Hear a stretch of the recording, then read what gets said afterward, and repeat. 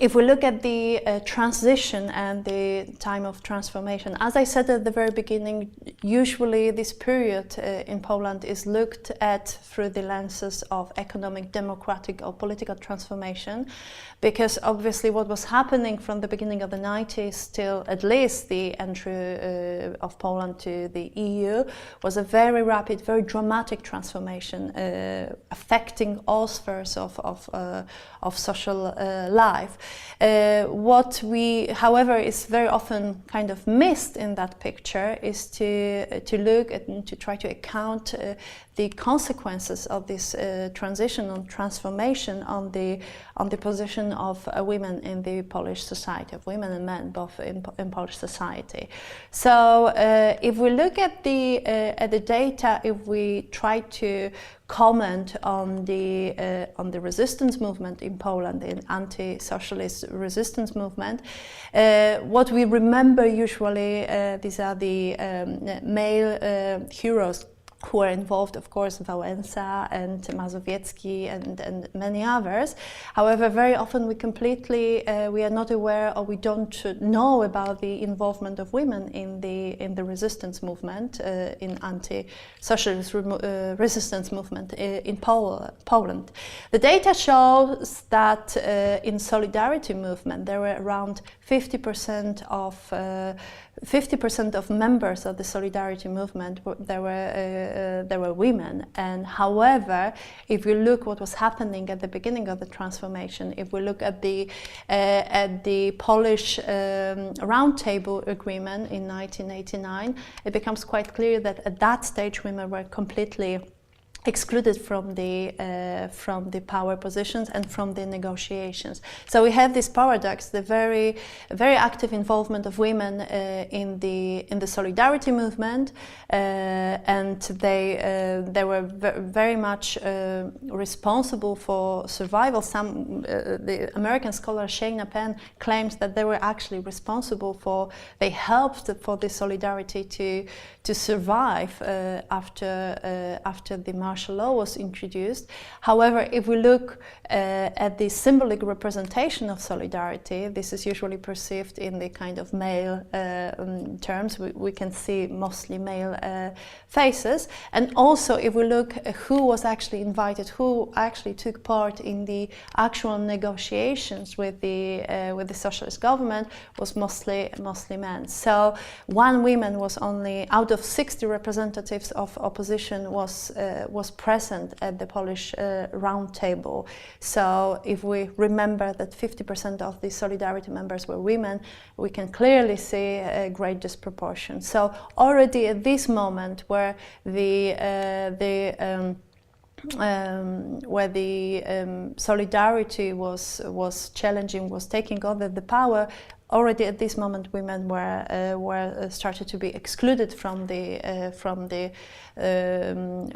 politics, from the power relations. So what can be said about emerging democracy in the 90s, emerging new democracy, the shape of the state which was emerging after 1989?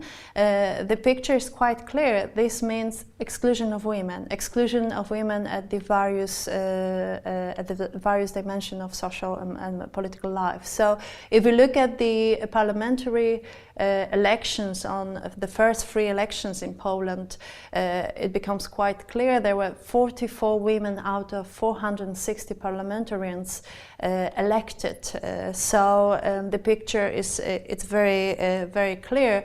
So it meant in practice that approximately 10% of women were only representing, were elected for the lower chamber, and only 8% of women were present, were elected for Senate, which is upper chamber of the Polish parliament.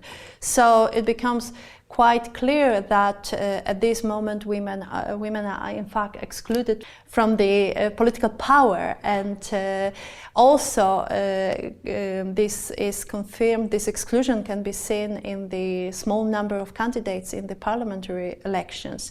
Not only there were just few women elected for the parliament, but in fact only few women. There were like 15, approximately 60% of women running for the elections, for the first three elections in the for the Sejm, and only approximately 10% for Senate. So clearly it shows that despite the massive involvement of women in the resistance movement, they were excluded, or they weren't present in the first three elections, or they were present to a much smaller degree.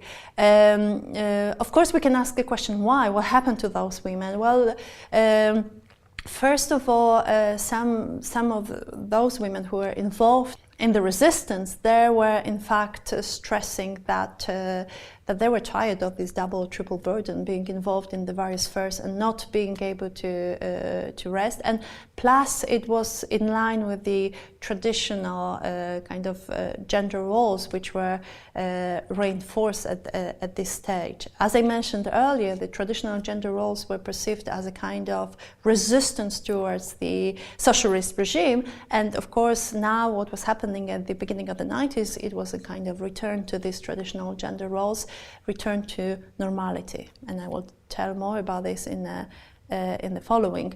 So what was also happening, what was also another dimension of the women's exclusion from the political and public life was the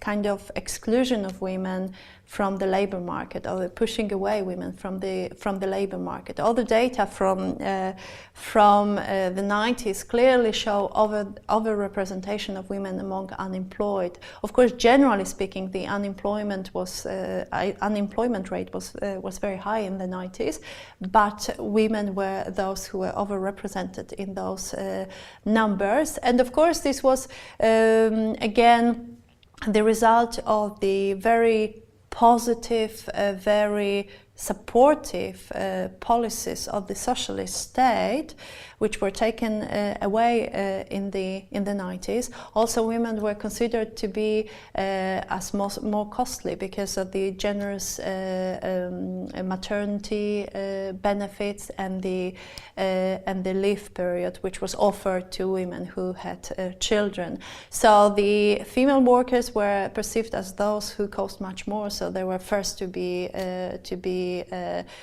fired. And also there was this dominant perception, return to the traditional gender roles, meaning that men were perceived as those who are responsible for breadwinning. So the perception that women should not compete with men in the situation of scarcity of employment was quite widespread. So this contributed to the unemployment, to the difficult situation of women in the labor market in the 90s.